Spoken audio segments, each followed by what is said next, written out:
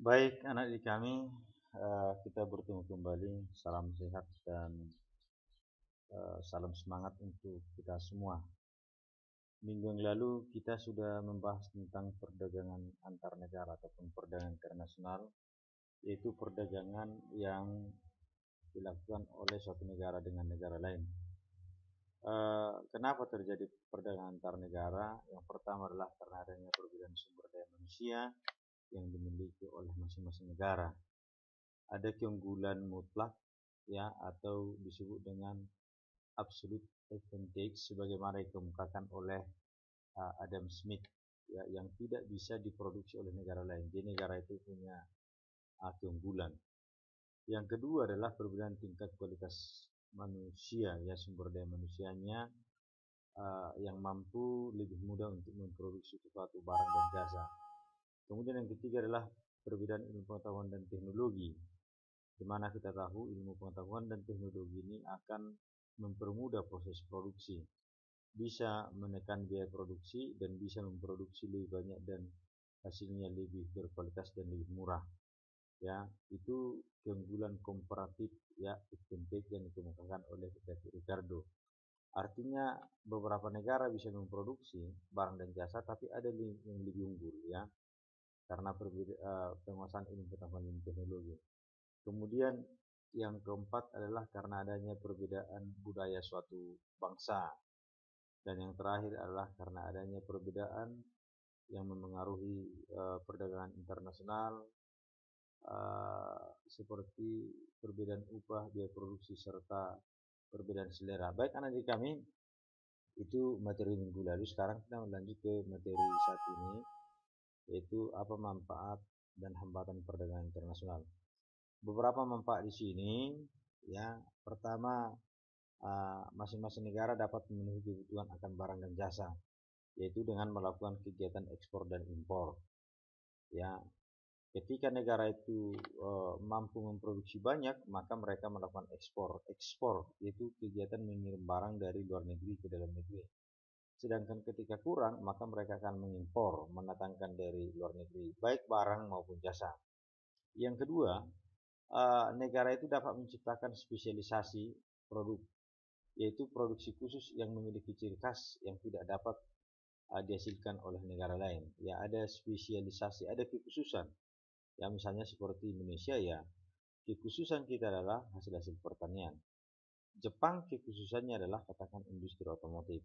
Jadi ini akan saling melengkapi.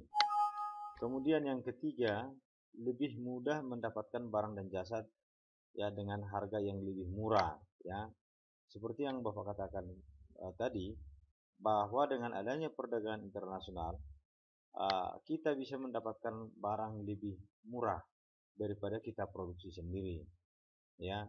Kemudian meningkatkan hubungan dan, ya, persahabatan antar negara. Jadi ada kerjasama yang saling membutuhkan. Tentu ini akan mempererat persahabatan satu negara dengan negara lain. Kemudian membuka kesempatan kerja, ya, mengirim TKI, dan dengan adanya produksi kita yang laku di luar negeri, itu kan akan menggerakkan semangat produksi, ya, sehingga menciptakan kesempatan kerja di dalam negeri maupun di luar negeri. Kemudian mendapatkan negara, ya, pendapatan negara meningkat melalui devisa hasil ekspor. Ya, ada biaya masuk, ya, ada biaya keluar, ada devisa, ya.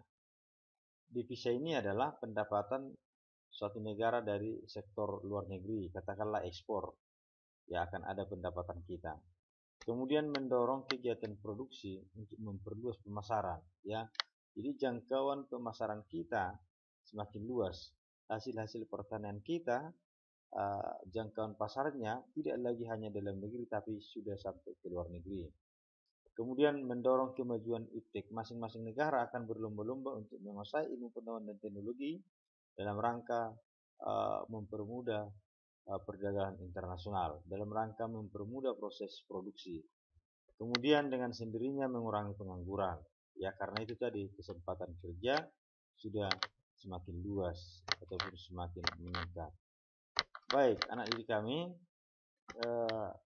kita lanjut ke hambatan, ya, perdagangan internasional.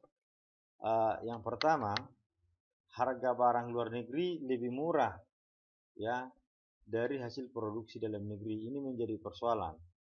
Ya, kalau hasil produksi kita lebih mahal, ya, sementara di luar negeri itu lebih murah, maka tentunya secara ekonomi udah rugi, maka lebih bagus diimpor. Kemudian biaya masuk yang tinggi, ini hambatan. Ya, ketika kita mengimpor tapi ada pajak tinggi, tentu kan akan membuat barang itu mahal nanti dalam negeri, sehingga sulit untuk laku. Kemudian ada peraturan-peraturan yang harus dipenuhi masing-masing negara dengan negara lain. Kemudian terjadi pertentangan politik, misalnya demonstrasi, ya, terjadi kekacauan, peperangan, itu menjadi hambatan. Kemudian yang keenam, ada proteksi. Proteksi ini adalah kebijakan perlindungan, ya, produksi dalam negeri. Ya, bisa misalnya melalui kuota. Kebijakan membatasi jumlah barang ekspor dan impor barang dari suatu negara. Ya. Jadi misalnya kita sudah mengekspor, katakan misalnya hasil pertanian dengan jumlah tertentu ke Singapura misalnya, tiba-tiba kita kurangi, itu akan menjadi ke negara kendala di Singapura. Akan terjadi kelangkaan, maka harga akan naik. Kemudian tarif, ya, kebijakan pajak atas barang impor dan ekspor. Ini akan menyulitkan importir dan eksportir karena nanti pengaruhnya terhadap harga. Kemudian yang terakhir, politik dumping. Inilah kebijakan menjual barang di luar negeri lebih murah daripada di dalam negeri. Ini agak aneh ini. Ya, misalnya kita ekspor barang pertanian, misalnya beras ke Singapura, ya, tapi lebih murah di Singapura daripada dalam negeri Indonesia. Ini kan udah menjadi persoalan. Tujuannya apa? Sebenarnya ada tujuannya untuk menguasai pasar di negara tujuan, ya, dan sekaligus untuk meningkatkan devisa negara. Devisa negara itu adalah pendapatan negara dari sektor dalam negeri. Baik anak didik kami, untuk mempersingkat waktu, demikian yang bisa Bapak jelaskan tentang perdagangan antar negara ataupun internasional, khususnya menyangkut manfaat dan hambatan. Ya, oke anak didik kami, silahkan dipahami, dibuat catatannya, dan kerjakan tugas aktivitas halaman 159 nomor 2 bagian A dan bagian B. Terima kasih. Selamat mengerjakan.